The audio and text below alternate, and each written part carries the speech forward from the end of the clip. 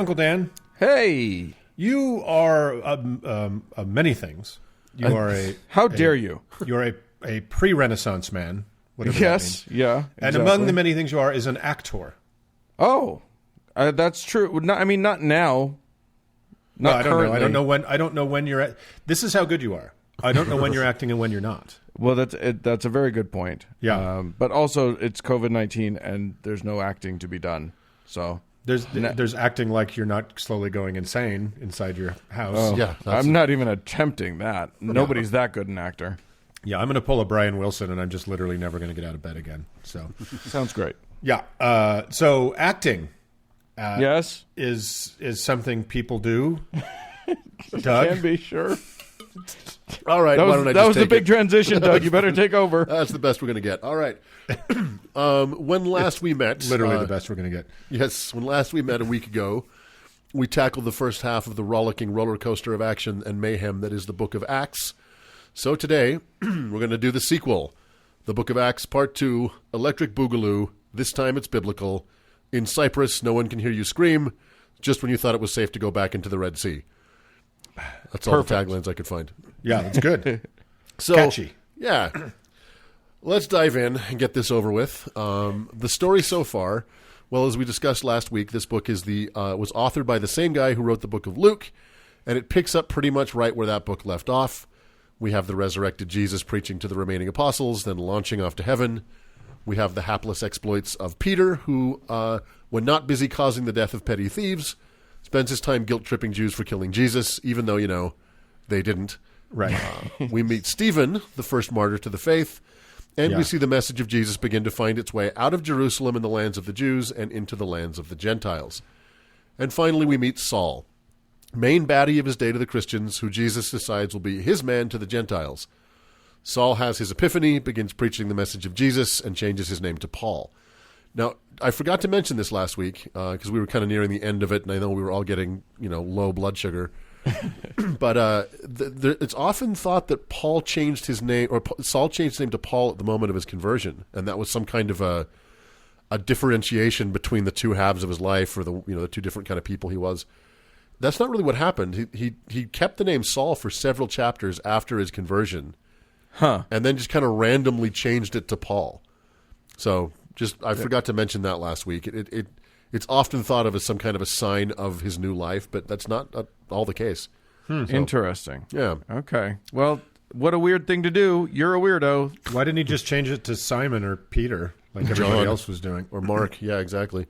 So at the end of chapter 14, which is where we left off, Paul and Barnabas sailed to Antioch, which is where we pick up the story in chapter 15, in which certain unnamed men were apparently teaching in the land of Judea that if you wanted to get into the Christian heaven, you had to pay the troll toll, and that toll was the tip of your penis. Yeah. Yeah.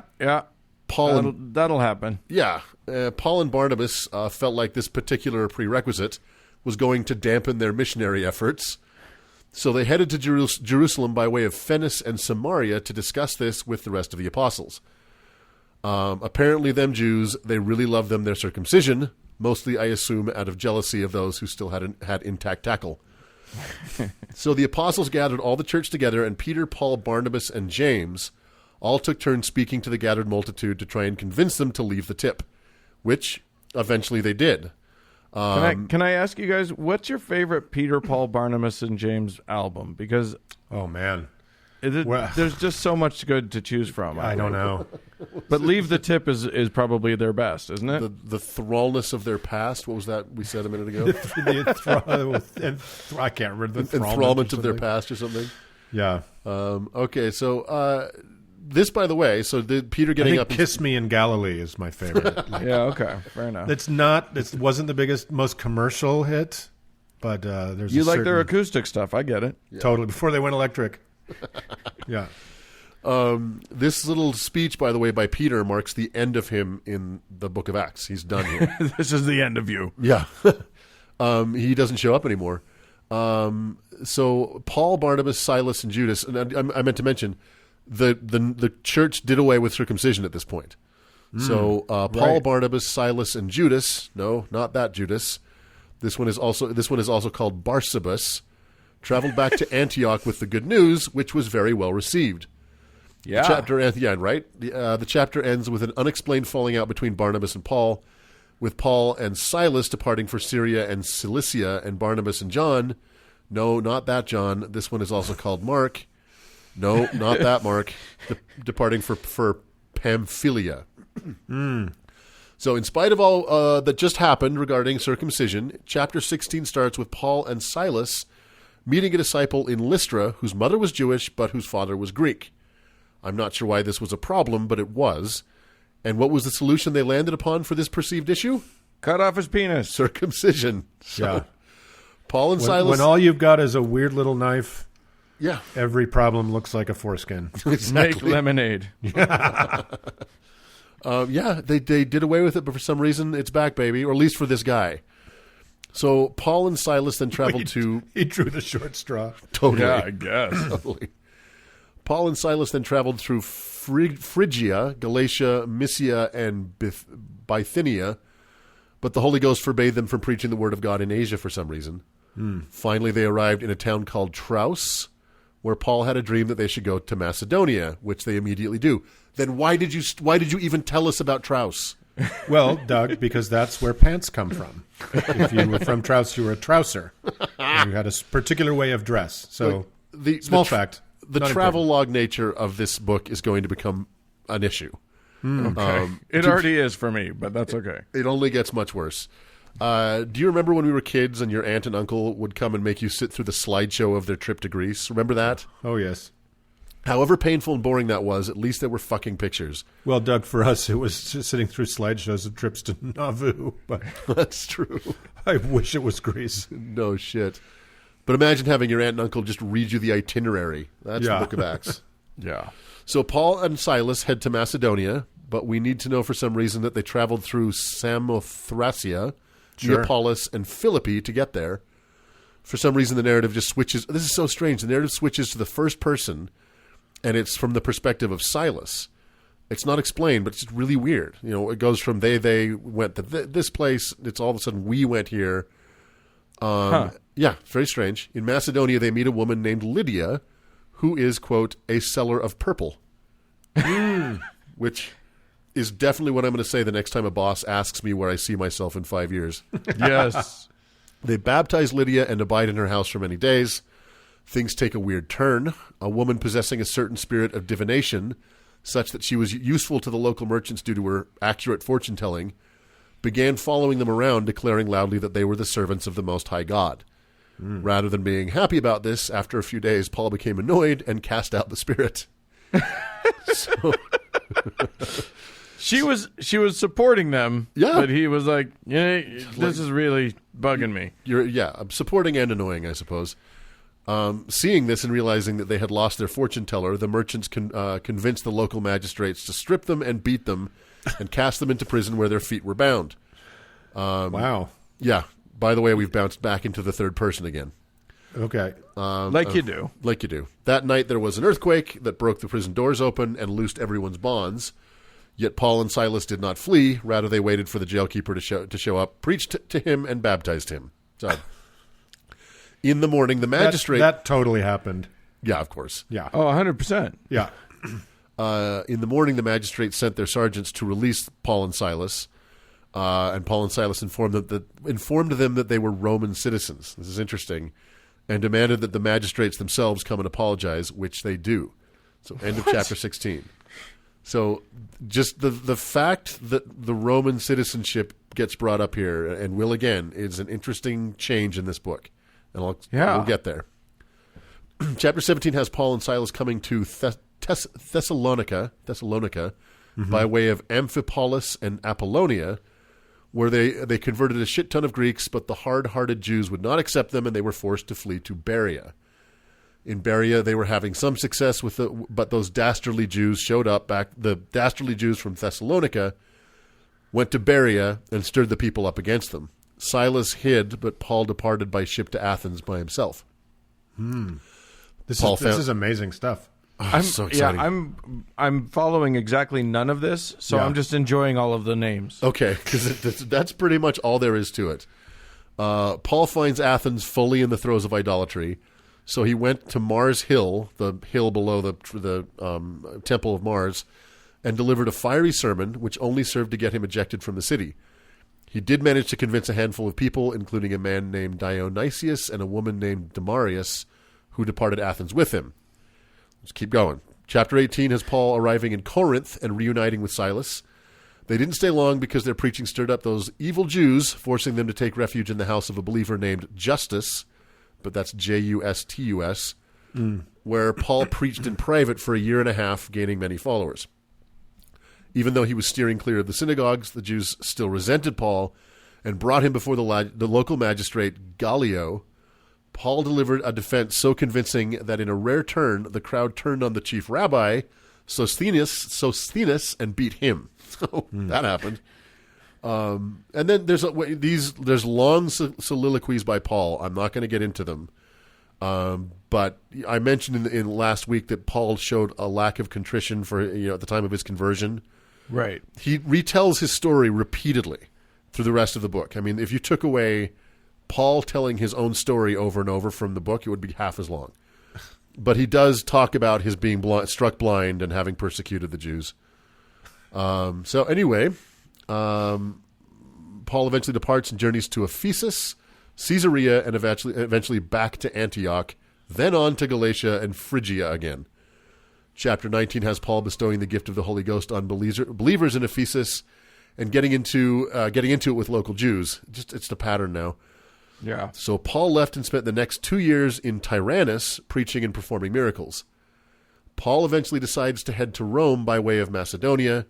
He sends 2 emissaries, Timotheus and Erastus, to prepare the way for him.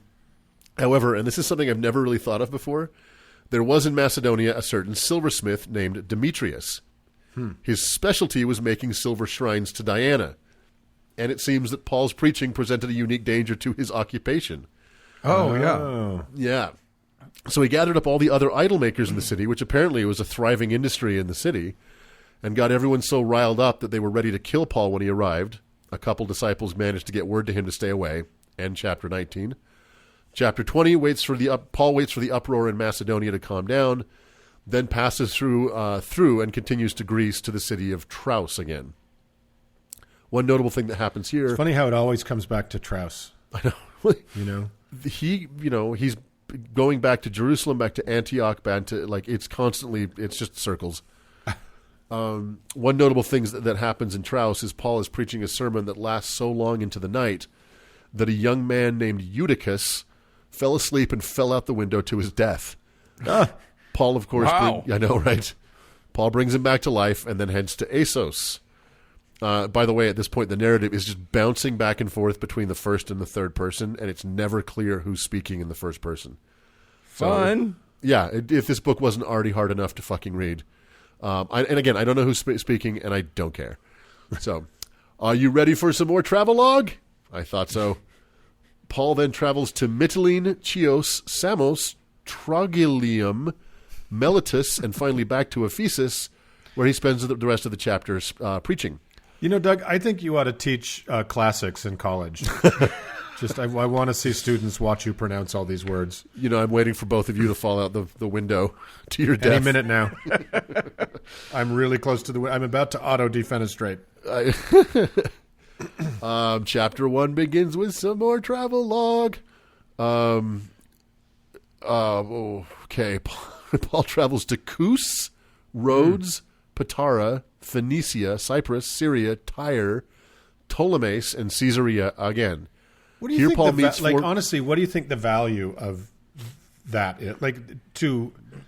What was the author trying to import to the reader? I don't know, because there are these long. Is it mileage? Is that what equals truth in this book? I don't get it. It could so have been streamlined, because he goes from point A to point B, and it just in between is all of the points where they stopped along the way, where they did nothing. They accomplished nothing. They converted nobody. It's just like, oh yeah, they went through. Oh God, it kills me. Guys, this was the first draft of Eat, Pray, Love. I don't know if you guys know. Okay, in Caesarea, Paul eat, pray, get martyred. Yeah. In Caesarea, Paul meets 4 virgins that prophesy to him. What did they say, and why did it matter that they were virgins? Who cares? There's more time for travelogue. Paul eventually finds himself back in Jerusalem, where Paul recounts everything that had happened in his wanderings. Everyone is so amazed by his exploits that they decided to shave their heads. Great. As you do. Okay. Sure. Here I can hear you. That makes total sense. This guy is a regular Rick Steves over here. Hey, I can hear you wondering, hasn't it been like half a chapter since the Jews took Paul prisoner? Never fear. Paul is captured and beaten by the Jews in Jerusalem, but before they could kill him, his Roman citizenship comes in handy again when a Roman captain demanded to know why the Jews were beating a Roman, to which they did not have a good answer. Paul kind of never gets out of captivity from this point on in the story. Yeah. Chapter 21 ends with Paul on the steps of the prison/castle, drawing a deep breath and saying, end of chapter 1. Chapter 22 begins with Paul recounting his exploits to the gathered masses in Hebrew. So he's speaking in Hebrew, which means he was speaking directly to the assembled Jews. He basically gives a rolling condemnation of their treatment of Jesus, Stephen, the other faithful, and himself. This seems to be a kind of closing argument against the Jews. This did not obviously sit well with them, who again rose up to kill him, and once again his Roman citizenship saved him. And you can really feel the narrative turning away from the Jews towards the Romans at this point. It's like Paul, either Saul or Paul, his animating force was he just had to hate somebody. Right. Exactly. So he hated Christians, and then he was done hating Christians. Who's close? Jews. Yep. Yeah. Hell of a guy. So chapter 23 starts with the assembled Jews laying siege to the castle where Paul was seeking refuge under Roman protection and launching a hunger strike until he's killed. I know. Okay. The Roman captain, getting a little skittish about things, sent centurions to Caesarea to instruct them to bring 200 soldiers, 70 horsemen, and 200 spearmen to safely convey Paul to the governor. The soldiers arrive and take Paul to Governor Felix, who agrees to hear Paul and his accusers out the next day. Chapter 24 starts with the trial of Paul in the court of Felix. Tertullus speaks for the Jews, accusing Paul of disturbing the peace. They know that accusing Paul of a religious crime or blasphemy won't do them any good, but his threatening the peace might. Paul then stood in his own defense, arguing that he was merely practicing his faith, which was allowed in the Roman Empire, and was not guilty of inciting violence or disturbance. Felix found him convincing, but wanted to keep the Jews under control, so he kept Paul in prison for 2 more years, although he allowed him to have visitors. That's good policy. Yeah. Firm but fair. Fair. Why not? Chapter 25 begins with Felix's superior officer, Porcius Festus, arriving in Caesarea with the issue is just getting absurd. I know, right? Biggest dickus. Yeah. With the issue of Paul still hotly contested by the local Jews. Festus asked Paul if he's truly innocent, will he be willing to go to Jerusalem and stand trial there, effectively getting this issue out of their hands.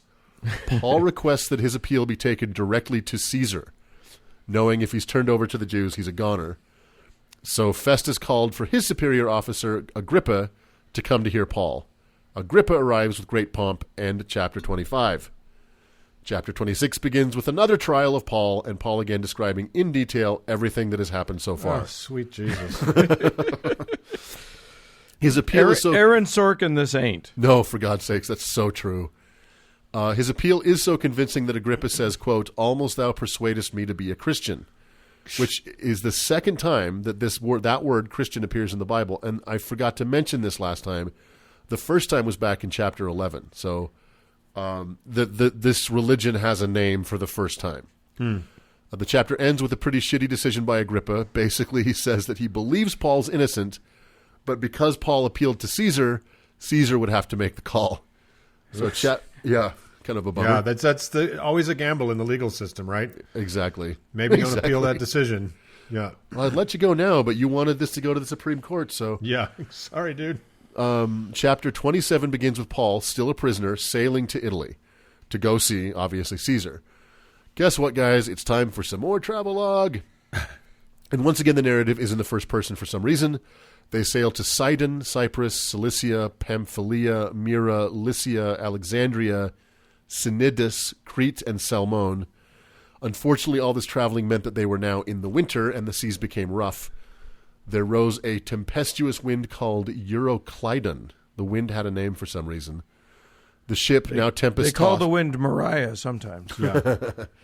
The ship, now tempest-tossed, seemed doomed, and passengers and crew were terrified, at which point Paul stood up and declared that he had seen an angel, and the angel told him that the ship was indeed doomed, but none of the 276 people on board would lose their life. Doesn't that seem like a bigger ship than... That's a big ship. Right? Yeah. Yeah. So after a couple more harrowing days at sea, they saw a rocky shore and ran the boat aground purposefully on it because they were doomed. And the waves began destroying the ship, so everyone left off and swam ashore. End chapter 27. Guys, chapter 28. It's almost over.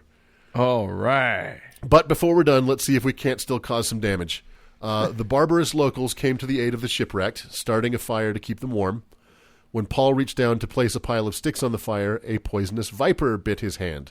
Oh, no. Yep. The locals thought he must be a murderer for having escaped his fate on the ship. He was meeting it here on the shore, which I kind of love. But Paul just pulled the snake off his hand and tossed it into the fire, suffering no harm. There you go. Great. The locals were obviously impressed and requested Paul come heal their leader, Publius, who lay sick of a, quote, bloody flux. Oh, my. Can you imagine what a bloody flux must have been looked like in that time and place? Please don't tell me. So Paul did. Like a chocolate fountain. He stayed there for 3 months on this island and healing all the sick and possessed. Again, remember, he's still a prisoner. So, time for more travelogue, and you'll be glad to know this is the last one. They departed to Syracuse, Rhegium, Puteoli, and finally arrived in Rome. Once in Rome, Paul called for the chief Jews, hoping to appeal to them to have the charges dropped, therefore negating his having to go before Caesar. The Jews of Rome listened to Paul and said, "Who the fuck are you?" They had received no letters from Jerusalem. They had no idea who Paul was or why he was there. Oh. So, apparently that was enough to get him off the hook, and he wasn't required to go before Caesar. Wow. So, the whole book ends with Paul staying in Rome and preaching to all who would listen to him. There's no meeting with Caesar, no return to Jerusalem. It's just over. But this book is very clearly meant to fully separate the new Christian faith from its Jewish roots. Kosher laws and circumcision are dispensed with. It begins in Jerusalem and it ends in Rome. Its perspective on the Jews is less than flattering, laying all of the blame for the crucifixion at their feet, while its perspective on Rome is reverent and respectful. Right. Not only is Roman citizenship more appealing and useful than that of Judea, but Roman authority is fully recognized as supreme. And, the torch is clearly and obviously passed from Peter, whom Jesus stated would be the foundation of his church, to Paul, who never actually met Jesus, but whose eloquence with the Gentiles represented the only possible path forward for Christianity. So, in conclusion, think about that. Although Matthew and John, both written after Luke Acts, were definitely pretty anti-Semitic, it's here in the book of Acts where in less than one generation, the church that was founded by a devout Jew and made up fully of devout Jews, a guy who was executed by the Romans, became an avowedly anti-Semitic church now relocated to the seat of the Roman Empire. Whatever it was that Jesus founded and left to Peter, everything that comes after is Paul's church. We have our Miscavige. Yeah, it's always the second fucking guy. Yep. Always. And I'm not defending Brigham Young here or Muhammad or anybody, but it's like there's the dreamer and the visionary, and then the guy who comes next, Yep. is building concentration camps. It's always the case. It's pretty crazy. So there is the book of everything left except for the book of Revelation in the New Testament is just letters and epistles. Yeah. So this is kind of the end of the action, so to speak. Well, and what action it was. Woo! Yeah. Like this is the New Testament Jewish/Christian version of the beautiful Mormon primary hymn, "The Pioneer Children walked and walked and walked and walked and walked and and walked." walked. For anybody who hasn't heard that, try not to. Yeah, exactly. But it's just a travelogue. Well, we did it, guys. There you go. After all of that, I'm going to need to take an epistle of my own, so all right, let's move on. Let's go epistle.